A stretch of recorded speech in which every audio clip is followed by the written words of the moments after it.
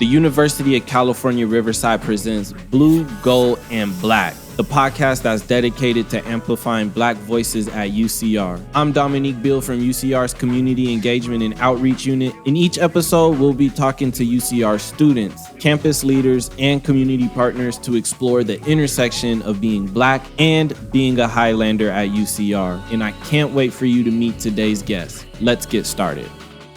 What's up, everybody? Welcome back to the Blue, Gold, and Black podcast. My name is Dominique. I'm super excited to amplify another Black voice here on campus. Today, we have Miss Elizabeth Tisdale. She is an academic advisor out of the School of Business here at UCR. So we're just going to be having a conversation with Elizabeth, getting to know a little bit about her background, where she's from. She was actually a UCR student herself, so we'll kind of get some insights to her experience as a UCR student. And then we're going to dive into the School of Business. What do students need to know to be successful in the School of Business?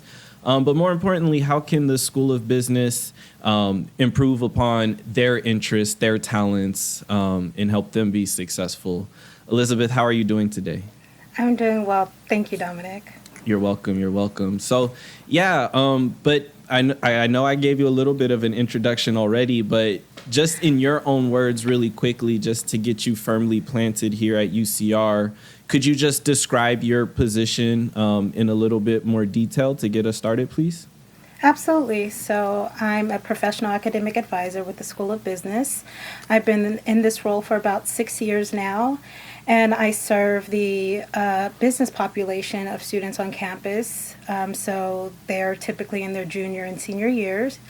And I also work with programming for these students. So we help bring employers, different workshops, things of that nature to enhance their education. So it's a very professional degree. So they're going to also get the great classroom experience, but as well as the hands-on experience. We bring a lot of professionals on campus and just have a lot of things to build their resume while they're studying for their business degree. Beautiful, beautiful. Thank you for that. And so just to kind of continue on that point for just a little bit, can you tell us how you came into working with the School of Business here at UCR? Absolutely. I actually started in admissions. I worked in admissions for quite some time. Nice. And it was one of those things where I really enjoyed admissions. I enjoyed the recruitment part, meeting with students, seeing all the excitement. But once they got on campus, I kind of lost that connection because you no longer work with them. Yeah. So advising was just the perfect segue into maintaining that connection with the student body on campus. Okay, perfect. And you having a background in admissions, I could imagine has a pretty strong influence on the work that you do as an advisor because you see both sides of it, the recruitment standpoint and then the retention standpoint. So that's really dope. But let's kind of add some context into the work that you do. Could you tell us where you grew up? Okay.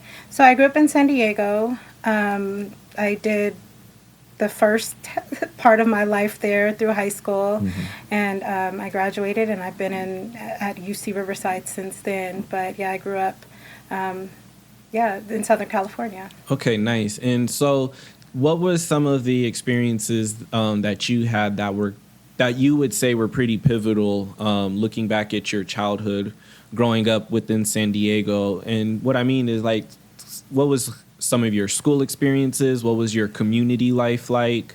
Things like that. Absolutely.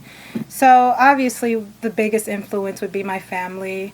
We grew up in a predominantly African-American neighborhood. It was, up and coming neighborhood, but it was still kind of a little rough around the edges in certain parts. Sure. But when it came to school, I was typically the only kid that looked like myself, other than, a few students here and there. Oh, wow. So my school environment was a lot different from my home environment.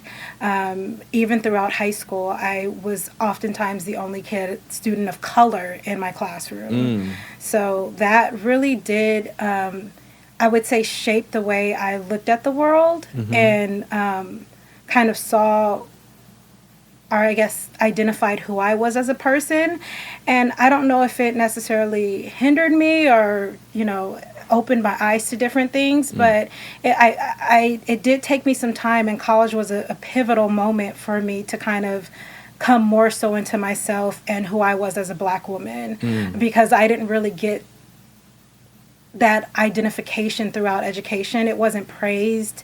It wasn't something that was looked at, in a positive light. You oftentimes feel like you have to fit in and put yourself in positions that don't necessarily go with how you feel personally. But it's, just all about that transition from, schooling and being around your peers and trying to fit in, but not always feeling like you are. So I always kind of had that in the back of my mind, and didn't really develop a self-identity until actually I got to college. Wow. So before we kind of talk about the change that you started experiencing in college, I do kind of want to expand a little bit on how you explain the difference between like your school environment and your community environment, and how that was kind of pivotal for your identity. Can you kind of like expand on that a little bit more? Like, what were some of the struggles that you kind of dealt with in terms of your socialization, I guess, as a young child, having those two different environments when it comes to your actual lived community and where you go to school?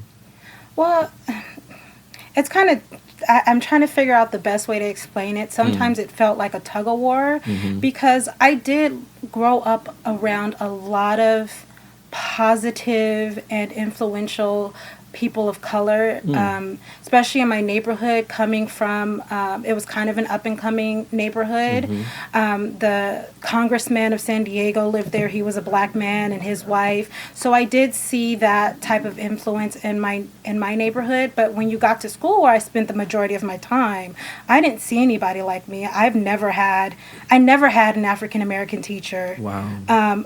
Throughout all my K through 12 upbringing. I never saw, a lot of kids like in my advanced classes. I always felt like I was, the outcast, or it was not cool to be, in these AP classes. But it was just, there wasn't a lot of us there. So it wasn't likely that we were going to be in classes at all. So not seeing yourself fully represented, and then having to deal with a lot of the stereotypes and the misconceptions about being Black in the schooling area. And you're like, that's not how I am at all. That's not how my family is. And so I felt always like I was trying to prove something. I had something to prove. And that's a very challenging and unhappy life to try and live, when you feel like you're always trying to prove that you're good enough. Right. And really quickly, before I just give my comments on that, was where you went to school, because did you attend public school growing up or private school, or what was it, the reason that maybe you didn't see that representation in school? Were you not schooling within the community that you grew up, or? So it was two things. In middle school, or elementary and middle school, I was part of a Spanish immersion program. It was a very competitive program to get in, and so actually kids from the suburbs are being bused into our school to be a part of this program. And so a lot of the kids that looked like me weren't necessarily in the program, because those other kids who were getting, spaces in those classes were coming from other neighborhoods. Wow. And then when I went into high school, I was in a predominantly white, or 90% white neighborhood in San Diego, Point Loma, and that's where the majority of our student body was white. So we had a very, very small representation of students in color, and even tinier of African American students. So no, yeah, I can, and I think a lot of our listeners can identify with that experience, particularly just being the only Black student in a class, especially if you're taking advanced courses or a part of advanced academic programs, being the only Black student, not having Black teachers. Right.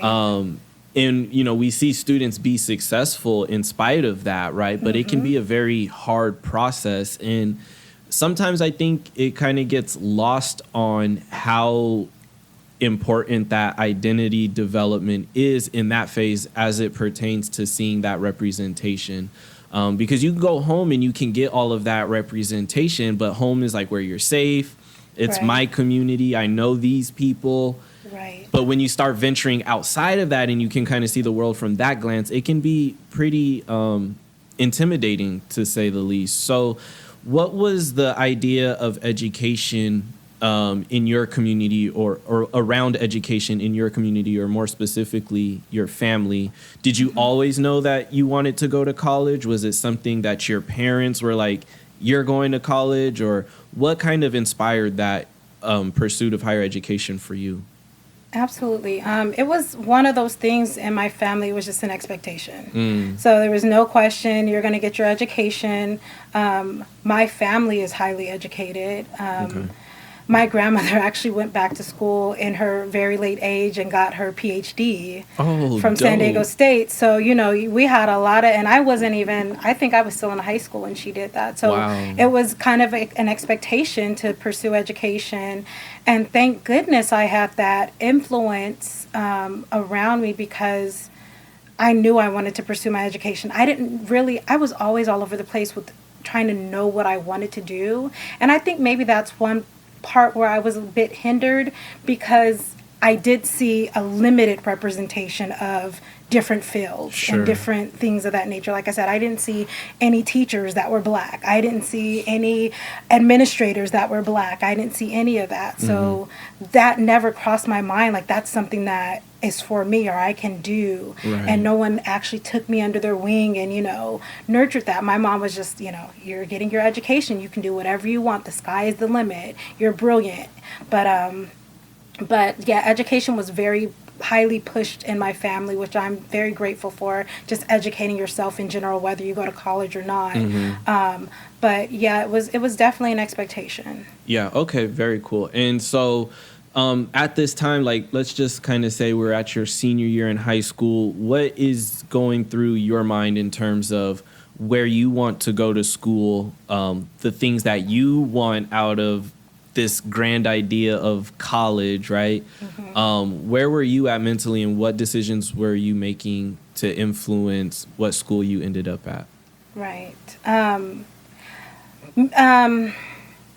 What helped me in high school, there was a couple of things. The first thing was the EAOP program. Nice. They came to my school and helped me fill out the UC application. Big shout out to EAOP really quick. They do a lot of great work, yeah. Especially here at UCR, yeah.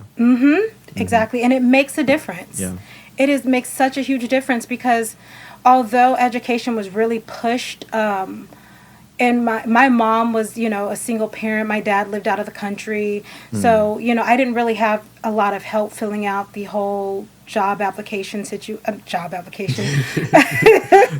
It might as well be, right? It is like a job application. Yeah. Be a college application situation and financial aid situation. And so it was all pretty new. And so EAOP pretty much like pulled me out of class, sat me down, and was like, we're filling out these applications. Here's a fee waiver, whatever it may be if you need it. And they just really showed me the ropes, and that was just very helpful in itself. Right. And then also I was very fortunate because my older sister, we're about 18 months apart. She went to college we went to the same school all throughout college now. Wow. And so I just kind of followed behind her. Okay. Didn't really go to any college tours outside of San Diego, but I knew I wanted to leave San Diego, like get a little bit of away. So my sister going to UCR was my first introduction to like actually being really submerged in a college campus, and I really felt comfortable. And I think that really made my decision. And I can tell you a story. I was in class, and all the students are talking about, where are you going to school? Where are you going to school? And everybody's, we're going to San Diego State. We're going to USD. We're going to, UC Santa Barbara. And I was like, I'm going to UC Riverside. And I'll never forget this. A student was like, oh, that's a reject school. And I had never heard that prior to him saying that in class. I was like, I actually really love that school. My sister goes there, and I feel really comfortable there. And that's something that has always stuck with me. And especially working in admissions, that was like one of my goals, is to debunk that, because I was like, just because it doesn't look like what you are used to doesn't make it any less. Yeah. And so, and that's where I felt the most comfortable. I got into a lot of those, highly ranked school, but I knew that I wanted to go to UCR without any doubt. Wow. So. No, and I think, I'm glad that you told that story, because obviously, UCR has come such a long way, just in terms of, I guess, like, the gossip that goes around about, what school students want to go to. But, and it can be kind of hard when you're competing with places like UCLA and UC Berkeley, and, shout out to our sister schools for sure. But they have that name. And the thing I think that's unique about UCR, though, is when students do find themselves here, it's always like one key element or support program that usually brings the students here, whether it was a tour or the EAOP program or something of that nature, that kind of shed the light on like who's here and who has access to resources, who's willing to put out those resources. I think students really come to find that, UCR, it can be a hidden gem sometimes, quite frankly. Absolutely. It is definitely a hidden gem. I wouldn't change my experience for the world, like my decision to go to UCR ever.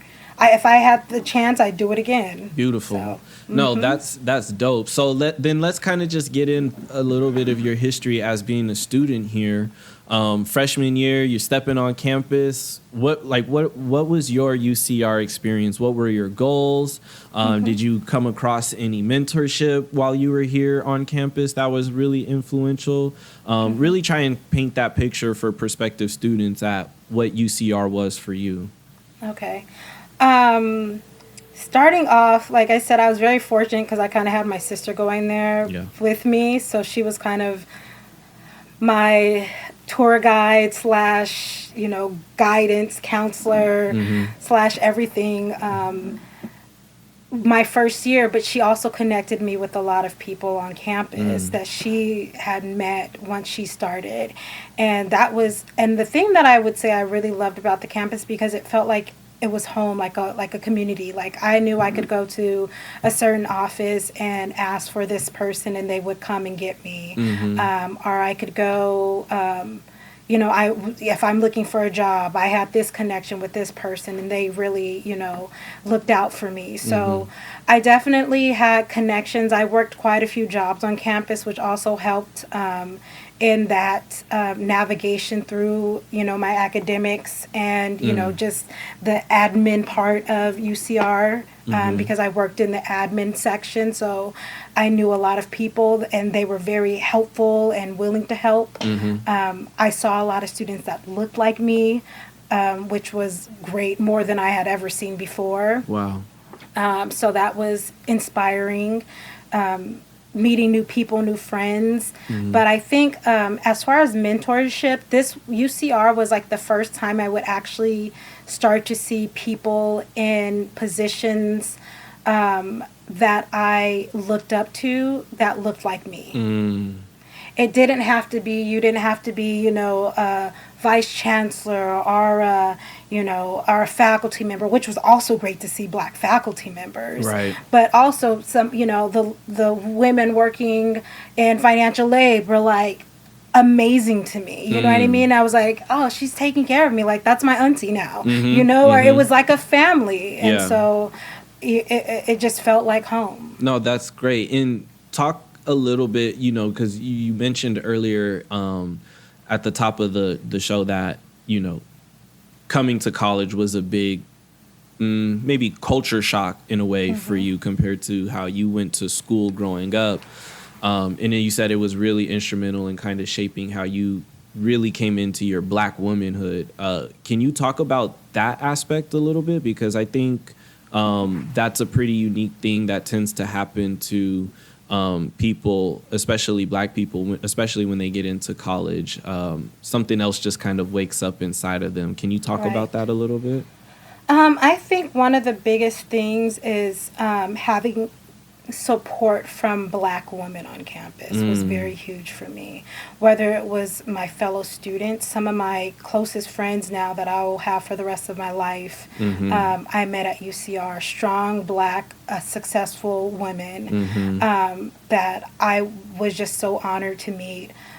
Different women in different roles. I remember I can't remember what her specific role was when I got on campus, but Mickey was an individual.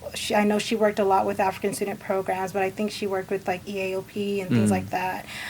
She was very, like, she was one of those people like who will grab you and be like, come on, girl, you need to come to this, or you need to participate in this. And I appreciated that. Like, I was shy. I didn't know how to navigate this. I was intimidated because I didn't see people like me in my education. Right. I didn't know how to navigate through that situation. So it was a bit uncomfortable for me. But as you become embraced with open arms, you're like, oh, okay, this is how it's supposed to be. But there was that barrier there for me because I never had experienced that. Right. I never had anybody other than my family, you know, grab my hand and say, okay, let me show you the way. Let me help guide you. Let me show you what you can be and that the sky is the limit. Let me help you feel safe and secure so that you can flourish and do the best that you can. And so that's exactly what I needed, and that's what I got. So. No, yeah, I think that's really great because, you know, one of the common themes from everyone that I've spoken to, whether they came through UCR or not, but just in particular their time in college and the idea of mentorship, right?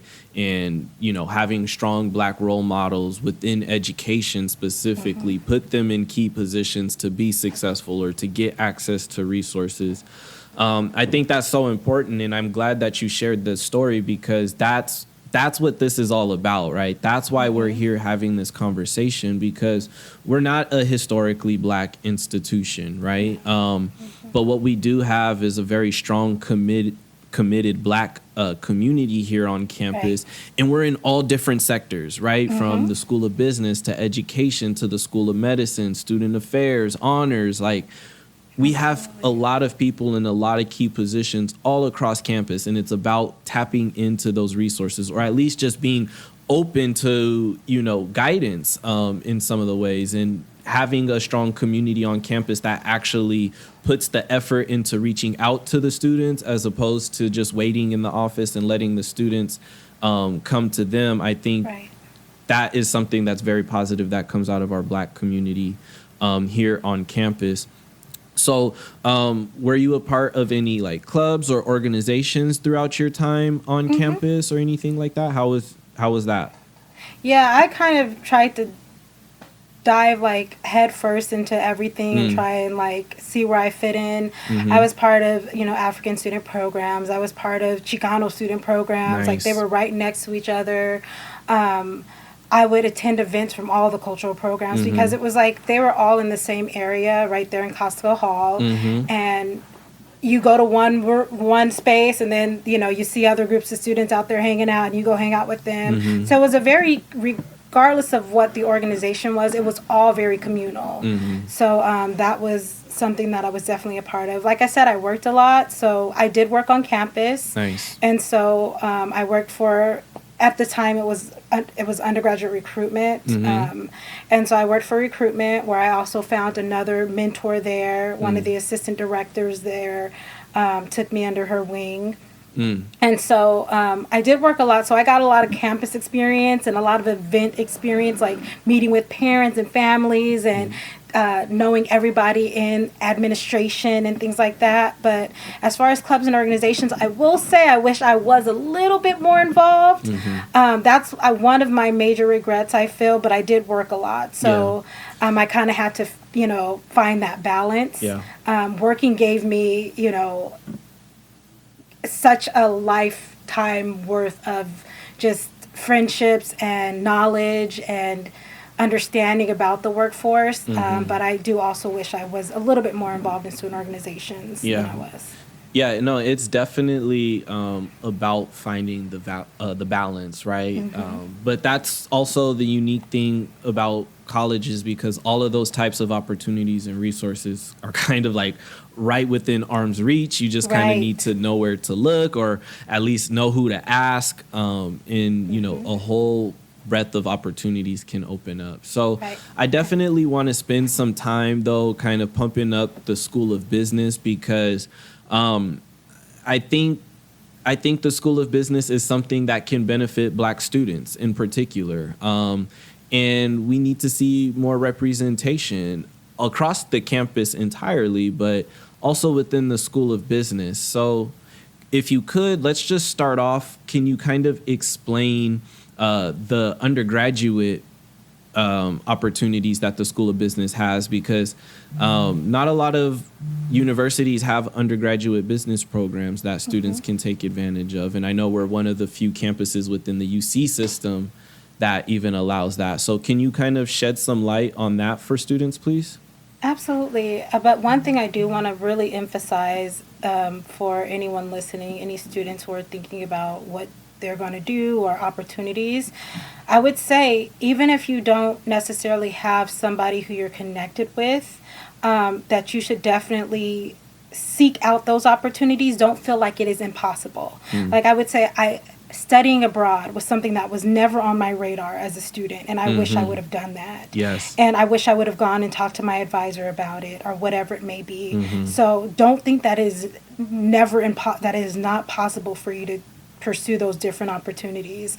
So always, whether somebody is encouraging you to do it or you just know within yourself you want to do that, go find that help, because it is definitely there. And one thing that especially when I worked in admissions, I would tell students to find 3 people on campus. Find a peer mentor, find a mentor that is in the administration part, whether it's financial aid, registrar, admissions, and then find a faculty mentor. Those 3 people will be able to help you tremendously navigate through your college experience, and somebody that you feel comfortable, that you trust, and that is reliable to you. So that's one thing. That's what's really going to help with your experience. Now, as far as with the School of Business, the way the program works is that you start as a pre-business student to get all your breadth requirements taken care of, and then you transition to my department, which is the actual School of Business, where you finish your last 2 years. Within the School of Business, the thing that I really love, that I think really helps it stand out, is that within our office, we're also a programs office. So we create all types of programs for students, just even outside of the classroom, because business is a very professional degree, and you can learn all you want about business, but the application part is very important for you. So that's where we also come in to help you navigate through your degree, but also to bring those employers onto campus to do resume writing workshops along with the Career Center, to do etiquette dinners, to do leadership conferences. I have led a lot of those initiatives in the School of Business and had tons and tons of students and employers come through and connect with one another and go on and be successful and find, their ideal career. So that's one thing that I really feel like really helps us stand out. We are a small program, but we work extremely hard and really make sure our students get the most out of what they come there to get. But once again, it's all about you coming and getting the most out of what your experience is. Unfortunately, I can't go around and grab every business student, Exactly. and force them to do this. I just highly encourage any opportunity you get the opportunity to be a part of, take advantage of it. You never know who you're going to meet, who can help you. I saw everybody that I met on campus as an opportunity to learn and grow. Right. It may not have been the most positive experience. It may not have been the experience that I envisioned in my head, Right. but it's always a learning experience. Yeah. And so I think the School of Business is really great at setting students up to be successful regardless of what concentration they want to go into, whether it's accounting, finance, with whatever one of our 7 concentrations you want to go into, we will help you. And so that's great. Obviously, there's tons of benefits for students within the School of Business. And before we kind of expand on some of those, I just want students to be clear, especially for prospective students, for the process of getting into the business school, right? You start within the pre-business track, right? And then when you get to your upper division courses, you are officially in the School of Business. There's not an additional application or admissions process that you have to go through or anything like that, right? There is an additional application. It's a very simple application. We're just looking that you meet our provisions, which is the GPA requirement, which is currently overall 2.5 GPA. You have to have all of your breadth requirements completed, with the exception of a few, like language and the last year of English. And you have to have all your business prep completed. With the it's an overall 2.7 GPA and a 2.5 in your prereqs. Nice. And so there's no hidden agenda there. It's just we want to make sure that's the way that we can really assure our students are going to be successful. Right. We have about a 98% graduation rate for our students because we're not going to set you up for failure. And I think the pre-business program, they have a lot of milestones that students have to meet in order to get to the point where they are able to apply for the School of Business. So you're not out there trying to pursue this degree, for these first 2 years without knowing where you stand in the program. Nice. So you do have a lot of support. Along with, we have mentors and ambassadors in the School of Business that also help navigate you through that process and do workshops for the pre-business students as well. Right. And then just really quickly, what does the School of Business look like in regards for some of our Black transfer students that might be watching? Okay, so as far as being admitted or... Yeah, so if a student wanted to transfer in, from whatever California community college, and, they wanted to obtain their bachelor's in business, is the process a little bit different than them? Because I'd imagine that 2-year prerequisite might be look a little bit different for a transfer student. It's slightly different. Obviously, we're still going to be looking at that you have a strong GPA. That's the one thing I would say, regardless of what major you want to go into, really focus on that GPA because that's going to help you get into the institution you want to. And then also look into what the prereq courses are for that specific degree. With business, you can see online, but it's basically econ, math. Everyone has to complete calculus for business in order to be admitted. Statistics, computer science. It's the same prereqs as a pre-business student would have to take. But the process just looks a little bit different because you're actually being admitted into the campus. Gotcha. So there's just some other factors that are calculated into that equation. Okay. I would also say for a student who's looking to transfer, if you're looking to go into the School of Business and you're coming from a California community college, make sure that you're meeting your IGETC requirements. That's going to really help save you some time once you get to UCR. You're not going to have to worry about any breadth requirements. You're going to just go straight to taking your upper division courses and get out within 2 years. The majority of our students do finish within 2 years. So it is completely doable. You just have to make sure that you meet with your advisor and stay on track. No, yeah, that's a good point. And I wanted to make sure we showed our transfer students some love because I know things are a little bit different. But so just in regards to how the School of Business benefits students, I do kind of want to put the microscope on Black students in particular, and maybe some ways that we can break down some of the the walls or the barriers that might keep Black students from engaging with the School of Business. I feel like every young Black child at one point or another wants to own their own business or be an entrepreneur or just something along those lines. But I think one of the things that kind of might make it difficult for Black students in any profession is just really grasping on, how this particular degree or this particular field is going to benefit me as this Black student. And when we look at, some of the names for the disciplines or the focuses in these majors, they can just kind of sound a little bit boring. So maybe if we can just spend a few minutes talking about some of the different focuses and disciplines within the School of Business and what those actually mean, to kind of break down maybe some of that intimidation factor behind the name of the discipline, and how we can really get Black students to understand, like, no, this actually aligns perfectly with this business that you want to start or this business you want to manage or whatever the case may be. Right. No, that's a great question, because I do think the idea of business is just such a big blanketed idea, but especially when it comes down to our program, it is kind of narrowed down to different fields, and some fields may not be that popular, where you don't hear about them a lot, or they're called something different, and so a lot of students may get confused or say, oh, that's not interesting at all, that's not what I want to do, when oftentimes they may even know somebody in that field that loves what they do. Some of our more common ones are finance, accounting.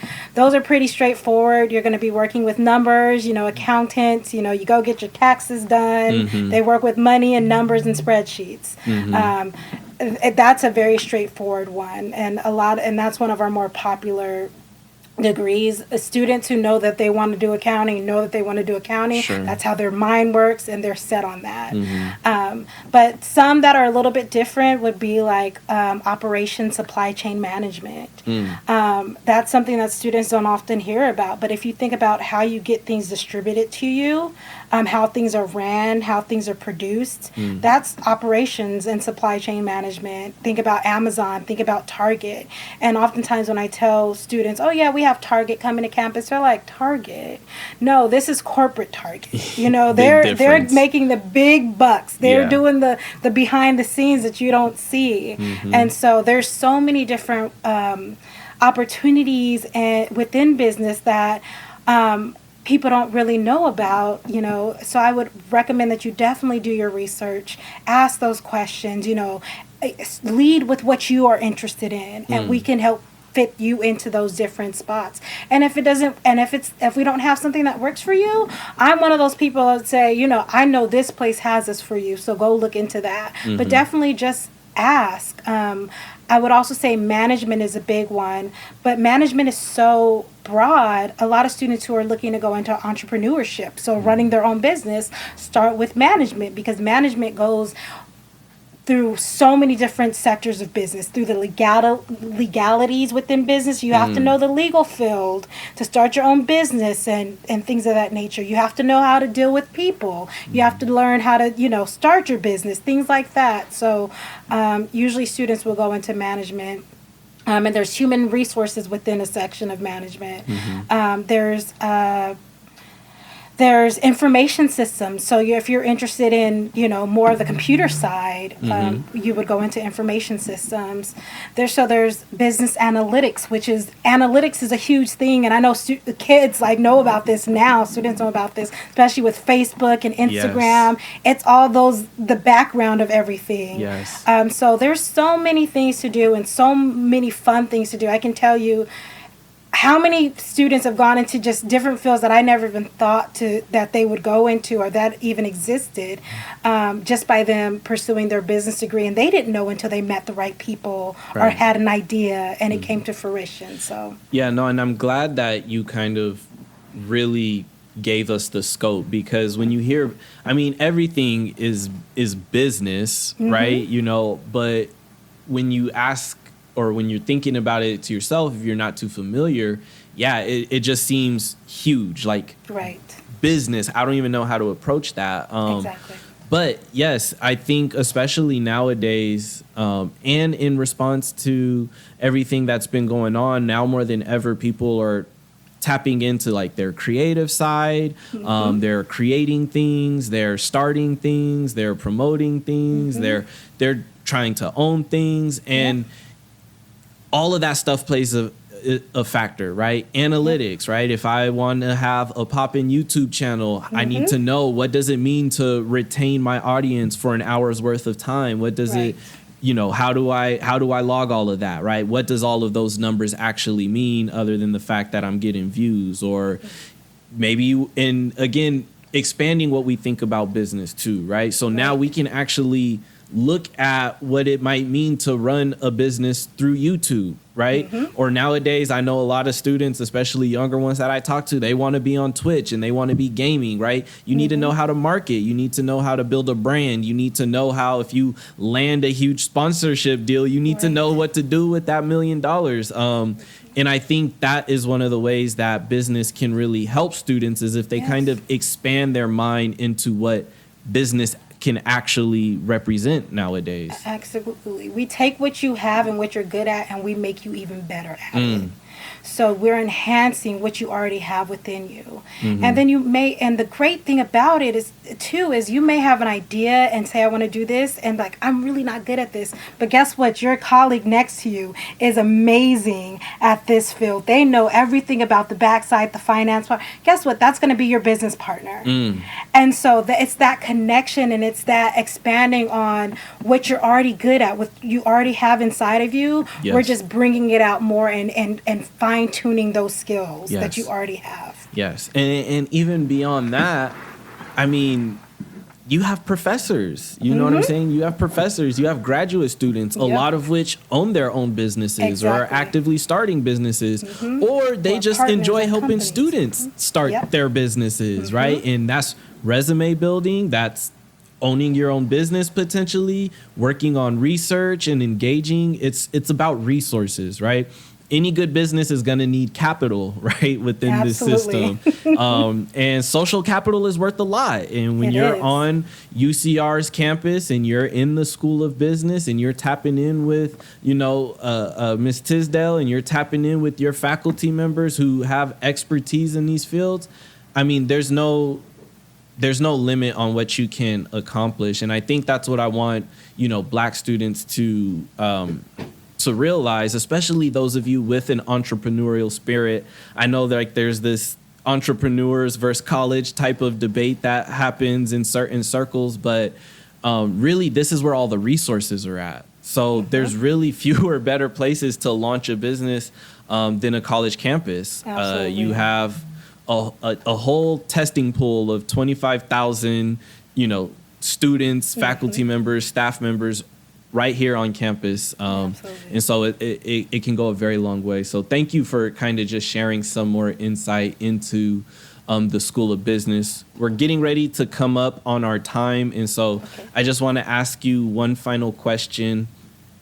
And you can make this broad to UCR in general or the business school specifically, but what is one of your most optimistic visions of the future when it comes to upcoming generations of Black UCR students coming through our campus? I would definitely say knowing that UCR is a place where you are safe and cared for, and that in a space where you feel safe, that you will be able to flourish creatively, and just beyond what you can imagine. Being in a place where you can see yourself, but you can also see differences. And, UCR being so diverse and just such a melting pot of just greatness, I would say, because everybody has a voice and everybody has an opportunity on the campus. It's just a matter of you pursuing that and taking advantage of it. And so I really envision our students just continually being successful and finding a place that they can call home on campus and finding their voice. You know, I was able to find my voice on campus and really discover who I was and come into who I am as a young Black woman. And I am forever grateful for UCR for providing that opportunity for me and to continually provide the opportunity for me. So I definitely, for me, the big word is like feeling safe, because I know that for me, I do my best, and I am the most creative when I am in a safe and healthy environment. Yeah. And that's what I want our students to feel like. Beautiful, beautiful. Thank you so much. Beautifully said. Thank you so much, Elizabeth, for joining us on the Blue, Gold, and Black podcast. We were super happy to amplify your voice. Prospective students, current students, transfer students, if you're interested in business, you have ideas of business, you want to learn more about it, please make sure you tap into the business school here at UCR. We have great individuals working there that want to see you succeed, want to see you be successful. And also our Black students that are watching, this is something that can provide you an avenue to where you want to be, to success, right? You just have to be creative and open-minded about the approach. And I think Elizabeth did a really great job at kind of painting that picture for us. So thank you so much for being on our show. We'll definitely have to have you back in the future to keep pushing this conversation around the business school forward. Absolutely. Thank you, Dominique, for having me. It was such a pleasure. Yeah, absolutely. All right, y'all. We'll catch you on the next episode. Thank you for joining us on Blue, Gold, and Black. This program is produced by the Community Engagement and Outreach Unit of Undergraduate Admissions at the University of California, Riverside. Learn more about attending UCR by visiting admissions.ucr.edu, and be sure to check out the description for other useful links and resources. Help support this podcast by liking, subscribing, and sharing. And be sure to check out our podcast videos on YouTube. Catch you guys later.